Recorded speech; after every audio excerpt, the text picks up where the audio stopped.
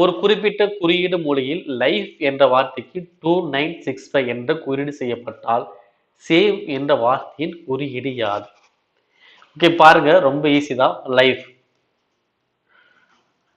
ஓகேங்களா, ஃபர்ஸ்ட் என்ன பண்ண நம்பர் போடலாமா? எல்னா எவ்வளோ 12, ஐனா 9, எஃப்னா 6, ஈனா 5.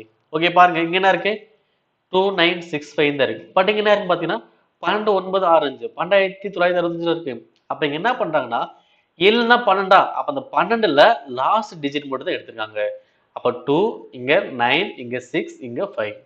ஓகேங்களா, அப்ப 2965. அப்ப 12, அதாவது 2 டிஜிட் வந்துச்சுன்னா அதுல லாஸ்ட் டிஜிட் மட்டும் தான் நம்ம எடுக்கிற மாதிரி இருக்கும். அதே மாதிரி சேவ்.